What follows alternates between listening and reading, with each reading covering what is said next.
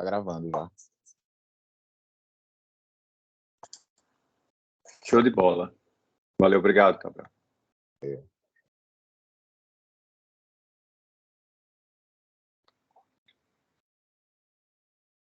Eu acho que a gente já tem um quórum bom aqui.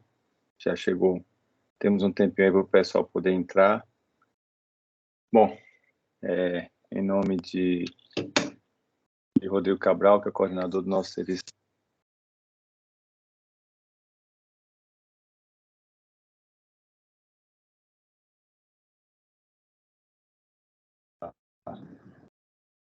Agora, deixo aqui a doutora Pauliana, nossa hematologista do Hospital Primavera, com um longo currículo aqui, que eu não vou gastar metade da hora da aula aqui falando do currículo dela, mas que formada aqui, resumidamente, no UFES, com um fellow lá na Mayo Clinic. Ela é mestre, doutora e nossa grande referência na hematologia clínica e na parte oncológica também do Hospital Primavera.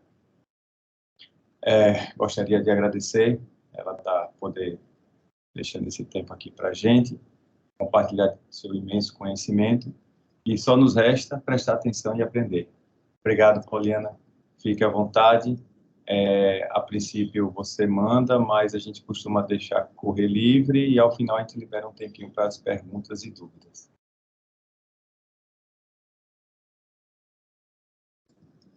Acho que está no mute, Pauliana, no microfone.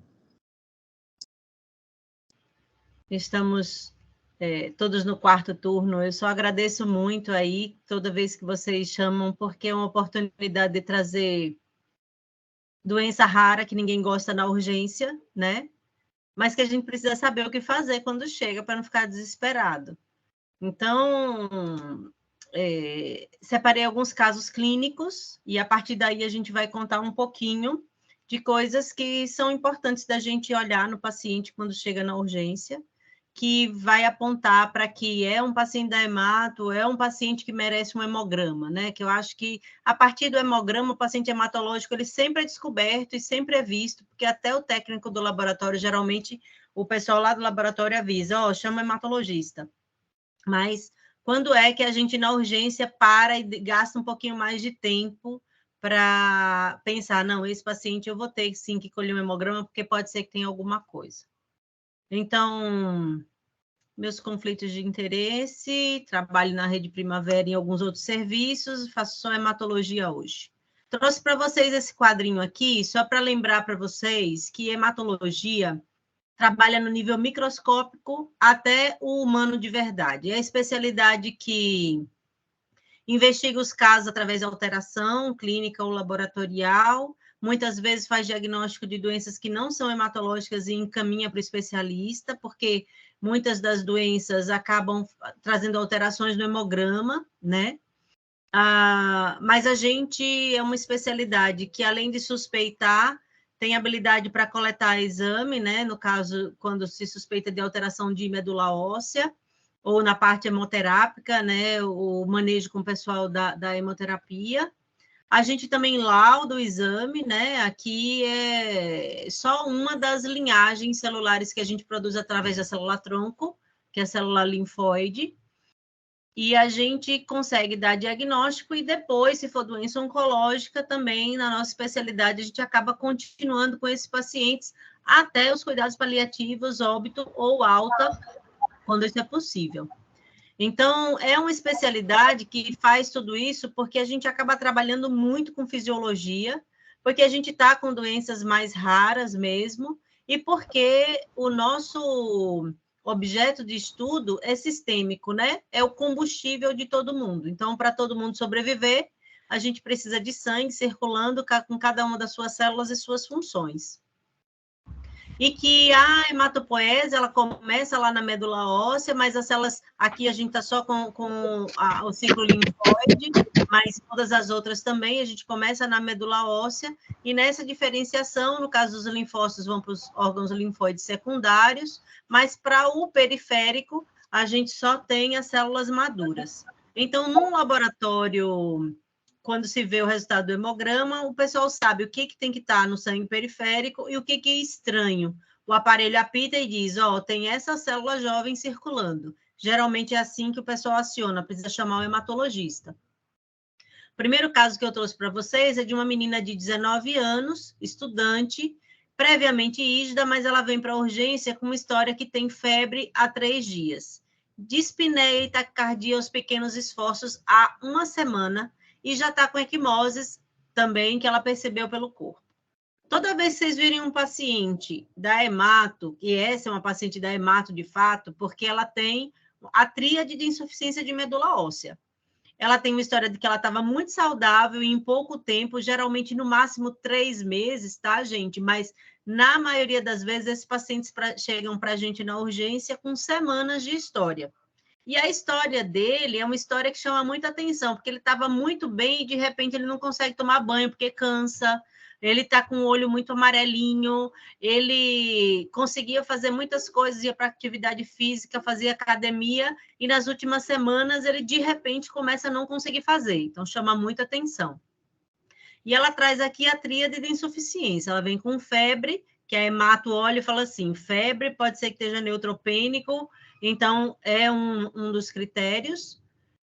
Dispneia e taquicardia aos esforços, trazendo a ideia do coro anêmico, que é outro critério, a gente pensando na insuficiência de hemácias, na anemia importante, e aí a hipoxemia, levando esses sintomas, e as equimoses, trazendo o terceiro elemento, que são as plaquetas, então eu tenho uma síndrome purpúrica aí.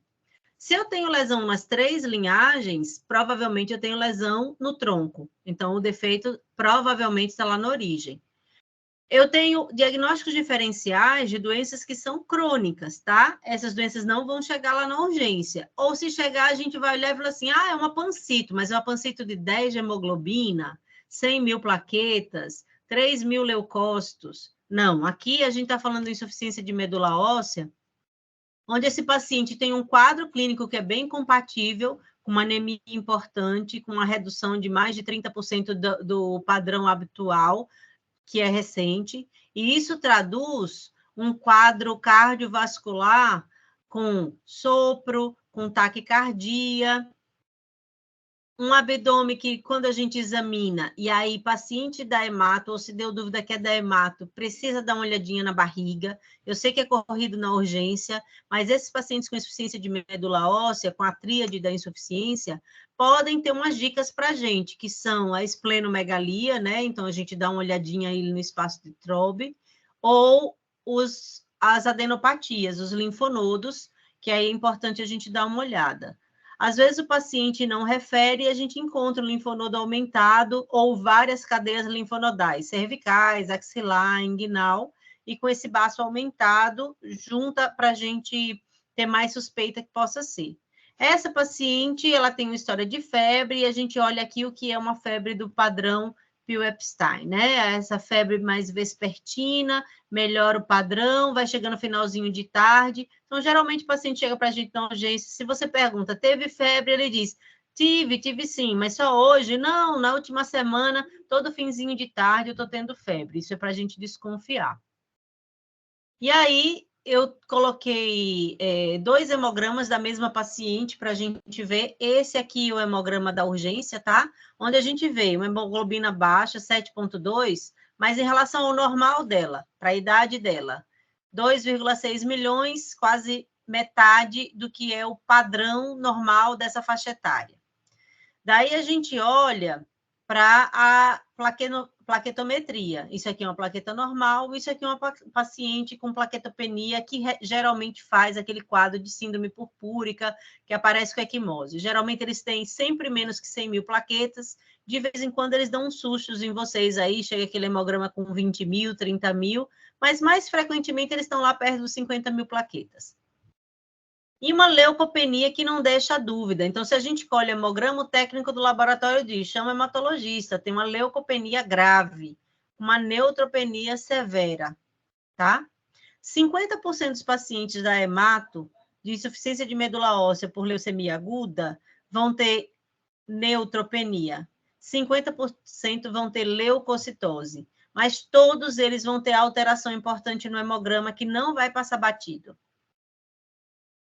Nessa paciente, a gente tem uma leucemia aguda, e eu trouxe só um esfregaço para vocês verem.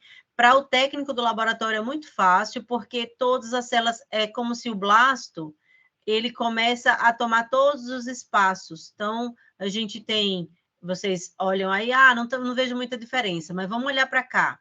Eu tenho segmentado, que são células com esse núcleo bem diferente, eu tenho granulócitos maiores, mais jovens, mais com maturação preservada, eu tenho eritroblasto, eu tenho linfócito. Eu tenho várias linhagens diferentes lá, isso aqui é uma medula óssea, isso aqui é uma medula óssea. No sangue periférico fica mais fácil ainda, porque no sangue periférico é para eu ter neutrófilo, hemácia e bloquinho de plaqueta. E aí começa a aparecer essas coisas esquisitas que são os blastos, tá? Então, essa é uma leucemia aguda. A gente nunca vai passar batido uma leucemia aguda se a gente lembrar de pedir o hemograma. Então, se eu tenho um paciente que clinicamente vem com uma história de semanas de evolução, em que ele fala de manchinha roxa, ou no exame físico eu percebo isso, tem uma história de febre, uma queda do estado geral importante, principalmente nos pacientes mais jovens ou nos pacientes mais velhos, a gente acaba tendo uma prevalência maior no adulto jovem, né? E no paciente acima dos 60 anos. E o paciente de 40 anos não tem? Tem sim. E aí a história dele é mais gritante ainda, porque como é um paciente com atividade rotina muito intensa, chama muita atenção dele o quadro muito agudo de perda de capacidade funcional. Então, a célula-tronco hematopoética e as linhagens que vêm a partir dessa célula-tronco e todas as células que a gente pode produzir e as células maduras que daí a gente encontra no sangue periférico.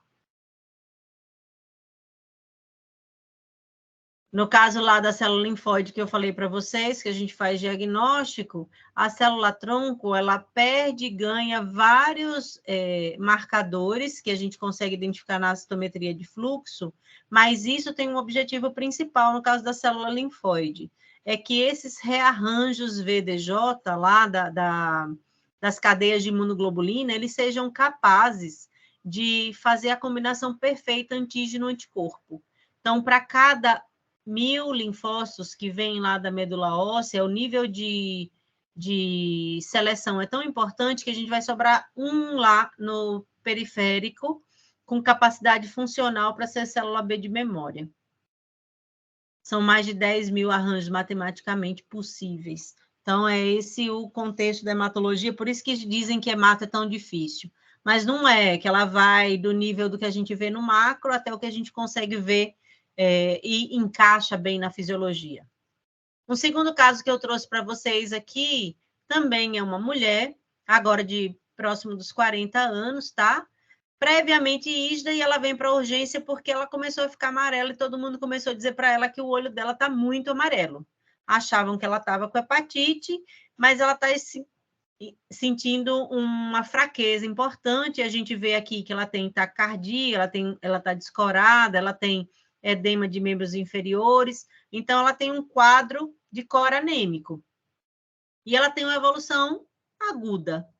Um paciente que tenha quadro de icterícia mais cronicamente, geralmente a gente pensa nas doenças mais crônicas. Então, o paciente pode ter uma neoplasia, por exemplo, envolvendo lá vias canaliculares, e ele vai ter um quadro de icterícia, mas é uma coisa que vem mais arrastada, mais progressiva. Um paciente que faz hemólise e destrói tudo de uma vez, geralmente faz o icterícia aguda. Um paciente que faz insuficiência hepática e tem uma hepatite importante, faz o icterícia importante, ele já transbordou o que era bilirrubina direta e não está conseguindo processar a bilirrubina indireta. É a bilirrubina indireta que faz essa impregnação nos tecidos. Então, vê que essa paciente aqui, ela tem icterícia, tem colúria, e ela vai referir isso, porque é uma coisa que chama atenção, geralmente urina cor de Coca-Cola ou cor de Fanta, isso chama a atenção do cliente que vem para a gente. Mas no exame físico, de novo, a gente encontra uma ponta de baço. Então, um paciente que tem uma queda do estado geral muito importante, está muito escorada, tem um cor anêmico importante, vale a pena no exame físico a gente pedir para deitar lá e a gente dar uma olhadinha na barriga, porque daí esse baço aqui não deixa dúvida, eu realmente preciso pedir um hemograma. E aí ela vem lá com diminuição importante do número de milhões de hemácias, uma hemoglobina muito baixa, ela teve uma destruição. Então, a gente tem o icterícia por hemólise. O VCM geralmente vai estar alto, porque daí eu tenho reticulócito, né? E o reticulócito, ele é grande, então ele puxa esse VCM para cima. O RDW sempre vai ser largo. Claro que isso aqui é detalhe que eu não espero que vocês vão guardar isso, mas quando a gente vê o paciente hematológico, geralmente os parâmetros laboratoriais são muitos parâmetros que se alteram. Ela tem uma leucocitose já com desvio escalonado e uma plaquetometria normal. O hematologista viu, pediu um cumbe direto e viu que estava positivo. Essas células aqui é o que a gente chama de esquizócito, que é quando eu tenho hemólise intravascular. Ele também vai dizer, chama hematologista. Então, mais uma vez, paciente com história de semanas de evolução, que tenha cor anêmica, que se combine com alguma outra coisa, de icterícia ou de síndrome de insuficiência de medula óssea, a gente precisa pedir um hemograma para a gente confirmar se realmente a gente está tendo alterações do hemograma. Essa paciente tem uma anemia hemolítica autoimune, tá? Essa é uma paciente que a gente vai ter que deixar, chamar o hemato, provavelmente fazer imunossupressão. A gente vai acabar mantendo o paciente de 5 de hemoglobina internado, sob cuidados, para observação. O que eu faço com ele? Até a gente ter o controle. Medidas de suporte. Paciente da hemato, se tiver muito complicado, são as complicações que vocês já estão habituados, hemorragia, disfunção cardíaca, mas na maioria das vezes a gente tem pacientes que eram previamente rígidos e que de repente começaram com insuficiência do combustível. Então, eles são muito sintomáticos, mas de pouca repercussão hemodinâmica. O terceiro caso que eu trouxe para vocês é de um homem de 22 anos com febre e emagrecimento. Ele vem na urgência porque ele tem um estado geral muito comprometido, tá? Mas quando ele conta, ele diz que já tem uns 4 meses que ele está emagrecendo. E aí, a história de que ele tem febre de verdade. Geralmente, é vespertina noturna para esse paciente, por vários dias consecutivos, e de vez em quando teve umas melhoras. Mas ele perdeu 20 quilos nesse período de 4 meses. Então, e tem uma astenia intensa. Reforçando de novo, o paciente da hemato de verdade, ele chama atenção. Então, a gente, graças a Deus, em hemato, ou é 8 ou é 80. Ou é crônico, e não necessariamente benigno, mas tem uma adaptação lenta, e geralmente é um paciente que, se chegar na urgência, a gente vê que tem alguma coisa errada, porque tem um tempo longo de história, mas é o paciente que a gente interna para investigar. Os pacientes agudos são aqueles pacientes que a gente não tem coragem de mandar embora. O problema é quando esse paciente agudo, ele vem dizendo que, não, eu estou muito bem, e a gente não deita ele, não põe a mão na barriga para ver um baço aumentado ou um aumento de linfonodo. Ou a gente não olha a pele e não descobre uma síndrome purpúrica que está ali meio escondida, e ele já vem contando para a gente que está com sinais de cor anêmico. Daí, esse paciente não tinha nada que chamasse atenção na história clínica, a não ser do exame físico e da faces bem características, tá? Mas os linfonodos deles estavam aumentados em várias cadeias. E vê que não é um aumento muito grande, mas é uma consistência dura, aderido a planos profundos, por vezes coalescentes.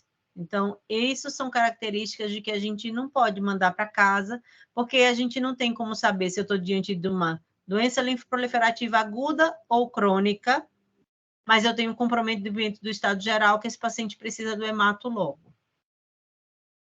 Esse paciente, as hipóteses aventadas para ele foi de leishmaniose, porque tinha uma pancitopenia, paracoccidioidomicose nas regiões que que tem epidemiologia, a gente vai pensar, não é o nosso caso aqui, mas tem as pessoas que a gente atende, nosso público aí do Primavera, que viajam muito e de vez em quando chega com essas novidades para a gente. Não esquecer, nessas síndromes consumptivas agudas, da síndrome de imunodeficiência, e esses linfonodos, muitos aumentados, todos ao mesmo tempo, geralmente são síndromes de infecção aguda, né, que a gente pode pegar aí, e a doença linfoproliferativa. Esse é o hemograma desse paciente. Então, a gente tinha bastante diminuição do número de milhões de hemácias, normal para adulto é acima de 4 milhões, a hemoglobina baixa, a leucometria bem aumentada, as custas de linfocitose e plaqueta conservada. Por esse hemograma aqui, a gente já sabe, o hemato vai precisar ver, o técnico do laboratório vai dizer isso para a gente também, mas a gente vendo o hemograma já vai saber, esse não é um paciente para eu mandar embora da urgência.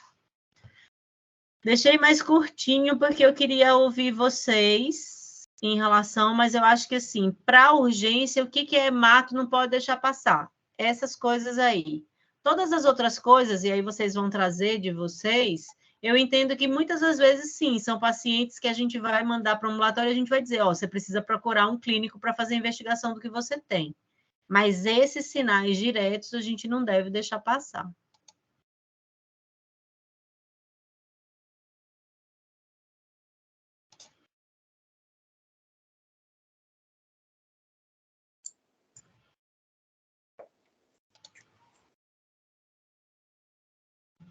Perfeito, Pauliana. De forma muito didática, como sempre, né? Bem objetiva, mostrando para a gente o que a gente precisa se preocupar com o paciente que tem um quadro febril, né? Associado a qualquer outro sintoma que leva a queda do estado geral, né? E bom, o importante é o hemograma nesses casos. Assim, pessoal, todo mundo que está presente aqui está tendo a oportunidade de tirar suas dúvidas, questionamentos. Eu acho que, assim, os alertas mais importantes são dar atenção à história clínica, né, conversar com o paciente, procurar uma queda do estado geral, procurar alguma coisa além da febre, né, e o exame físico, né, não esquecer de palpar esse abdômen. Eu acho que isso é o grande aprendizado, ou não vou dizer aprendizado, porque isso a gente já deveria saber, mas o grande lembrete, né? Junto com algumas dicas que ela passou, como a questão do RDW, né? Quanto mais alto, mais coisa esquisita tem, né? Mais diferença tem entre um e outro, entre o maior e o menor, né? Enfim, e as outras que a gente já sabe. Então, a fala está franqueada, pessoal. Aproveitem.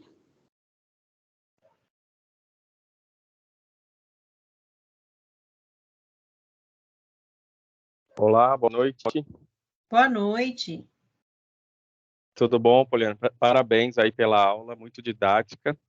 Eu tenho uma dúvida em relação à neutropenia febril. Às vezes a gente está num plantão, é sexta-noite, eu faço muito final de semana, então é sábado, e aí às vezes a gente tem dificuldade de contactar o especialista, né? Então, às vezes o paciente é oncológico, ele está fazendo quimioterapia e chega com neutropenia febril, e obviamente a gente sabe do protocolo de ter que internar, coletar cultura, entrar lá com cefepime dobrado, mas em relação ao filgastrin, assim, já que vai ser a primeira prescrição de quem está no PS, a gente sempre tem que fazer ou pode deixar para o dia seguinte, para o especialista ou diarista que vai avaliar a questão de entrar com filgastrin para paciente com neutropenia febril?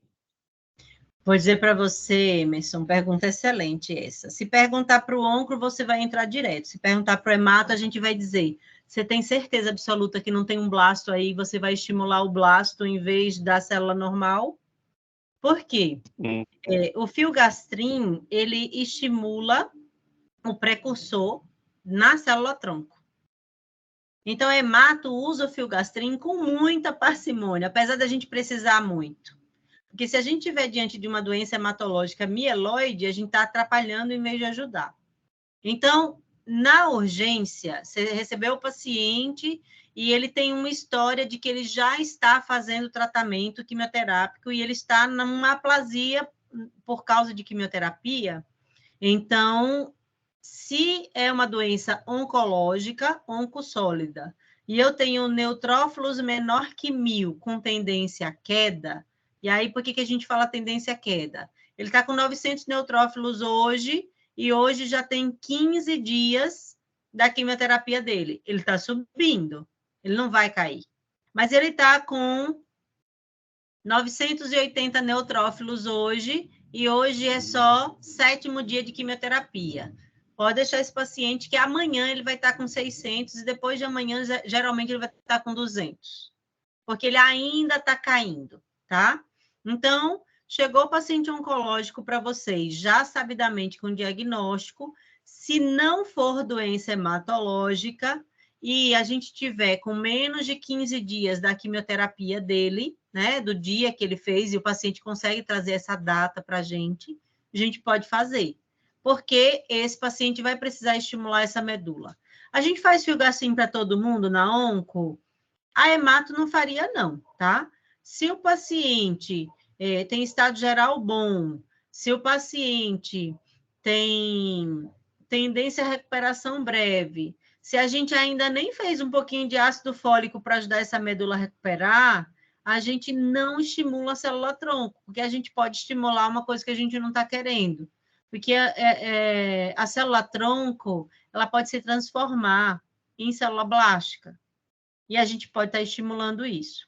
Mas a onco vai fazer? Vai sim. Quando é que eu não... Assim, quando é que o paciente oncológico da onco sólida, eu não tenho dúvida de fazer filgastrim. Estado geral muito ruim, está séptico, não vou esperar, vou fazer.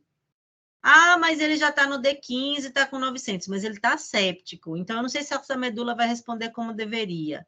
Então, eu posso fazer. Mas se o paciente não está séptico, ele veio porque ele está febril e eles são muito orientados. Teve uma febre, procura urgência. E aí você colhe o hemograma e o hemograma dele vem com neutropenia. Você vai entrar com antibiótico, o estado geral está preservado. A gente espera o especialista ver ou o diarista do outro dia, porque daí tem pelo menos 12 horas de observação e consegue ter esse desfecho. Na hemato, paciente da hemato, já tem diagnóstico? Tem, beleza. É linfóide ou mieloide? É linfóide, pode fazer. É mieloide? Segura a onda, porque é pior que a gente estimule o paciente piorar muito do que a gente esperar um pouco, compensar, colocar na UTI, colocar antibiótico e o hematologista ser chamado para poder ver isso daí. Ah, paciente virgem de diagnóstico, não sei o que é. Hemato não faz filgastrim sem olhar a medula. Porque se é virgem de diagnóstico, é muito mais comum no adulto que eu tenho uma leucemia mieloide aguda do que linfóide. E se for mieloide, vai dar ruim. E se eu tiver com a leucemia aguda, linfóide, e eu der filgastrim, eu não vou fazer nada, porque não tem célula para eu estimular, está tudo dominado pela célula neoplásica. Então, se já tiver diagnóstico e for linfóide, mesmo raciocínio da onco. Se não tiver diagnóstico ou se for mieloide, não faz, espere especialista, porque tem fase que eu vou poder fazer, tem fase que eu não vou poder fazer, e aí no vídeo diagnóstico vou ter que colher o mielograma, e se eu fizer filgastrim antes de fazer o mielograma, pode ser que eu veja um monte de célula jovem, eu vou achar que é blasto, e não é, eu vou dar diagnóstico de leucemia, e não é, aí é um problema. Então, hemato não faz. É, muito bom. O pessoal só traz pergunta quente, porque hemato dá trabalho, né?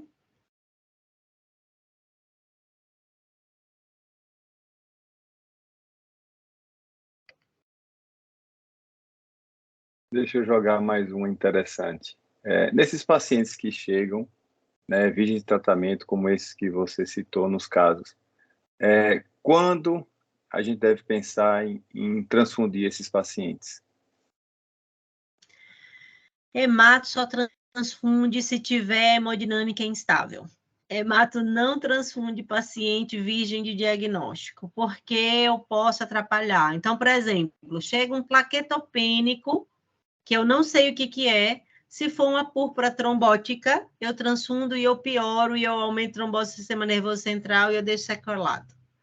Chega um paciente com uma pancito, por exemplo, está estável hemodinamicamente, aí eu não vou dizer para você, ele não está estável lá fora, mas deitadinho aqui na maca, no máximo com oxigênio, eu não estou tendo que fazer nada para ele. Eu não transfundo até que eu consiga fazer diagnóstico. Ah, mas aí está no final de semana, não consegui ver, o paciente está ruim. Bom, aí, gente, é a lei de fazer sobreviver, porque se sobreviver vai ter diagnóstico, se nem sobreviver não adianta. Tem uma ajuda muito grande para vocês, se vocês pedirem transfusão e a transfusão não for possível de fazer, o pessoal do laboratório vai dizer para você, ó, doutor, não consigo achar bolsa para ele, não. Aí, assim, não é que você não indicou transfusão, é que não tem bolsa compatível. Aí a hemoterapia ajuda um bocado, tá? Então, não deixa passar. Nossos pacientes, a gente transfunde sim, tá? Atrapalha a transfusão quando eu não tenho diagnóstico, e alguns diagnósticos seriam proscrito transfundir, porque eu vou piorar na hora que eu dou hemácia ou plaqueta de um doador, tá? Mas as outras situações, geralmente, são pacientes, como eu trouxe para vocês, são pacientes previamente rígidos, e que daí chegaram com um quadro mais agudo. Então, tem uma reserva física. Aqueles velhinhos que, assim, já tinham um monte de comorbidade e faz uma mielodisplasia e chega para você com uma leucemia aguda, é um paciente de prognóstico muito reservado para pré-hemato. Geralmente é um paciente que a gente vai ter que conversar com essa família a respeito de cuidado paliativo. E não é assim, hemato, está muito claro. O que a gente tem que fazer tudo, a gente vai fazer tudo. E o que a gente fizer tudo e não vai dar certo, a gente vai deixar essa pessoa viver pelo menos um pouquinho mais com o que for possível para ela. Então, se a gente não puder atrapalhar, a gente vai ajudar bastante. Aí, tudo que vocês já têm, que é domínio de vocês, né? Aquele feeling do paciente. Esse aí tem uma cara ruim, tem muita coragem de mandar ele embora, não. Vou pedir um hemograma, e daí o hemograma diz assim, ó, tá vendo? Tava certo. Pedi o hemograma, e daí vou deixar aqui. Para a transfusão, a gente tem um ponto eclético aqui. Então, fora a importância de coronariopatia, hemoglobina abaixo de 7, isso daí dificilmente vai ser uma indicação transfusional errada, tá? Mas paciente que tem mais de 8 de hemoglobina, que está com o estado geral preservado, que está com a cara branca, mas a parte cardíaca está bem estável, geralmente é uma anemia que veio aos poucos. E aí tem uma adaptação hemodinâmica que, quando eu transfundo, eu tiro, porque em 4 horas eu aumento 1 litro na volemia para cada bolsa, né? Eu trago 3 vezes o volume que eu estou transfundindo do extravascular para o intra. E o máximo de tempo para transfusão são 4 horas. Vezes que o acesso está bom, em 1 hora eu transfundo. Então, em 1 hora eu aumento 1 litro na volemia deste indivíduo. Então, muitos dos pacientes mais velhos acabam descompensando por causa da transfusão. Então, a gente transfunde sim. A urgência, às vezes, é o lugar que no final de semana eu não tenho a logística para fazer no ambulatório e mando para vocês. Mas quando a gente manda para vocês, é assim, ó, já conversei, já vi, tem condição, vai transfundir e vai embora. Toda vez que eu transfundir, eu espero para colher um hemograma e ver se deu certo? Veja, se o colega especialista está mandando para a urgência só por uma questão de logística, não é de vocês a responsabilidade de checar se deu certo ou não deu. Porque se você escolhe o hemograma, muitas das vezes vocês podem se deparar com um hemograma que, tipo, se eu não tivesse visto, eu deixava ir embora. Agora que eu vi, eu vou internar. Então, na urgência, é só para ir paciente que realmente está descompensado, mas às vezes a gente tem que usar essa logística no feriado e no final de semana. No feriado passado eu fiz isso, mandei, falei assim, colhe um hemograma de controle. Não, nem colha, porque você não vai deixar meu paciente ir embora. Ele foi para casa, 2 dias depois ele voltou. Pela anemia? Não, porque ele fez uma infecção. E aí, ok, imunossuprimido, mas não foi por falta do hemograma de controle, tá? Então, hemato, realmente, são pacientes que são muito delicados, são aqueles passarinhos que morrem dormindo, mas são também aqueles pacientes que são muito duros na queda. Então, aí no hospital, ultimamente, a gente tem tido uns pacientes da hemato provando isso mesmo. Eles são duros na queda. A gente acha que vai dar ruim e eles saem de alta, saem dando tchauzinho, né, Licidas?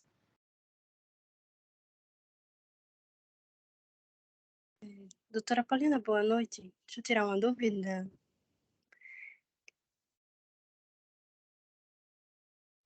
Boa noite, claro.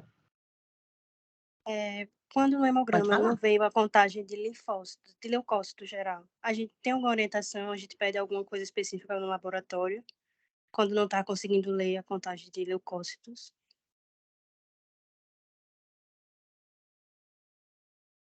Chama o hemato. Se não está conseguindo ler, ou essa medula está abarrotada de célula ruim, e aí não sai nada, ou essas células estão sendo todas destruídas ou sequestradas, e daí o aparelho está em 12 mil. Na Europa, é entre 10 e 12 mil. Na África, é entre 3 e 4 mil. E no Brasil, misturou. Então, se eu tinha que ter pelo menos 4 mil, que já é o meu limite inferior, e nem isso o aparelho consegue contar, porque assim, 3 mil, 2 mil ele conta, mas se tiver 1.000, ele não vai conseguir contar. Se tiver 1.000, é neutropenia grave, precisa do hemato, precisa ficar. Se está febril, é neutropênico febril.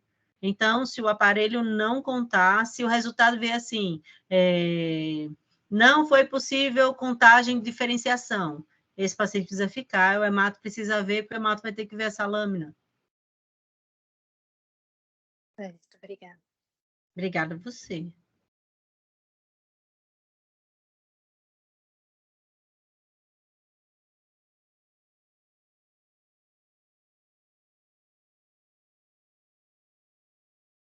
Hemato dá para a gente conversar um monte, né? Eu tentei ser mais sucinta mesmo, trazer casos mais diretos, porque eu sei que é o dia a dia de vocês, né? É o que dá dúvida, né? Porque hemato tem aquelas coisas que, não, isso aqui eu vou mandar embora. E dá tudo certo, porque ele vai procurar no ambulatório. Aquela leucopenia que só veio na urgência para pedir atestado, vai embora, meu filho, seu lugar nem é aqui, não.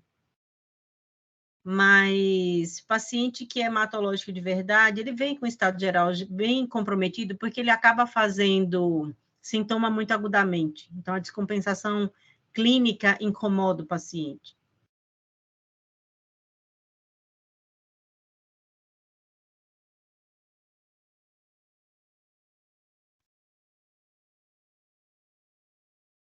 Então, mais uma dúvida, doutora Poliana. E trombocitose, assim, acima de 1 milhão, chama hemato também, né? Chama hemato. Eu vou dizer para você que plaqueta aumenta por estímulo da célula diferenciada eritroide megacariocítica, tá? Então, o estímulo que vai para uma estimula a outra também. Geralmente, os pacientes que fazem anemia aguda, depois de 48, 72 horas, eles têm uma plaquetose de rebote, mas que nunca passa dos 500 mil. Não vou dizer nunca, porque medicina nem nunca, nem sempre, mas se um paciente tem tem baço normal, que os esplenectomizados fogem dessa regra, né? Tem baço normal e é uma contagem que é reativa, não passa muito dos 500 mil. Então, se você tem entre 500 mil plaquetas e 1 milhão, geralmente é um paciente que tem alguma coisa da hemato ali por trás. Pode ser crônico, que não sabia, e a gente vai pegar, e não necessariamente a gente precisa ver na urgência, tá? Porque às vezes o que acontece? O paciente vem com a síndrome gripal, e aí a gente, por algum motivo, pede o hemograma desse paciente, não tinha olhado a barriga, chega o hemograma esquisito, dou uma olhadinha na barriga, não tem um baço muito grande, porque o baço da hemato chama atenção, tá, gente? O baço da hemato, ele não fica escondido. Enfiou a mão, você percebe ali que tem um baço aumentado. Porque o baço, então, ele fica muito evidente. E aí o paciente vem com essas trombocitoses, ele tem que sair com a recomendação de que ele tem que procurar o hematologista logo. Mas não vai ser na urgência, porque uma doença mieloproliferativa crônica, o paciente não vai ficar internado. E aí ajuda, porque se eu tenho uma trombocitose importante e uma leucometria e hemoglobinometria que são razoáveis e um estado geral bom, esse paciente é um paciente para procurar logo o hemato, mas não é na urgência. Vocês sabem que o lugar mais difícil de encontrar hematologista é na urgência, né? Dificilmente a gente chega quando o paciente ainda está aí com vocês. A maioria das vezes a gente chega e o paciente...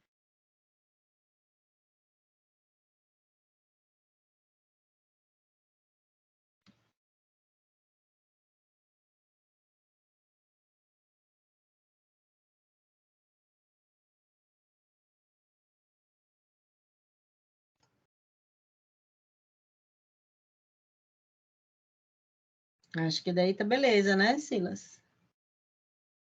Eu sou figurinha fácil para vocês, né? Então, graças a Deus. Se precisar, isso é verdade. chama. Isso é verdade. Todas as vezes que a gente precisa de você, você está sempre acessível, né? Tirando nossas dúvidas, que como o Emerson colocou, chega os pacientinhos aí da hemato com 10 mil plaquetas, a gente vai internar, e o hemato, não, tá bom, 10 mil tá tranquilo, pode. Tem sangramento? Então vai para casa. Depende, vou internar para vocês ficarem com medo todo dia? Vou internar para eles infectarem, o bichinho está em casa. Se for para o hospital, infecta com um bicho que não sai. Então, aí tirando isso, é tranquilo. Então, a retaguarda que você realmente dá para a gente é importante. A gente poder contar com você, com sua orientação, além dos seus pacientes, claro, os pacientes que chegam lá para a gente, isso com certeza dá uma tranquilidade um pouco maior. Depois a gente vai começando a ficar um pouquinho mais tarimbado, né? E vai ganhando casca e vai entendendo que a situação nem sempre é passar a tratar mais o paciente do que o laboratório, né? Isso é uma das coisas que a gente tem que aprender mesmo. Então, pessoal, alguém mais querendo aproveitar aí essa oportunidade maravilhosa, alguma dúvida, alguma coisa, lembrou de algum caso do plantão, alguma dúvida que você teve? Se tiver, estamos aí, se não, a gente vai dar por encerrado isso aqui hoje, né? Mas, como ela mesmo disse, ela está sempre disponível, né, para tirar as dúvidas e poder dar orientação para a gente. Isso aí, quem tentou, quem precisou, sabe muito bem que funciona direitinho. Então é isso. Só tenho a agradecer, Poliana, mais uma vez. Eu Tá que aqui com a gente. valeu, gente. Muito obrigado a todo mundo que estava aqui online, que veio, que ouviu, participou. Se quiser assistir de novo, vai estar disponível para a gente. E até o próximo encontro, Poliana. Até, valeu. Boa noite, pessoal. Boa noite. Boa noite.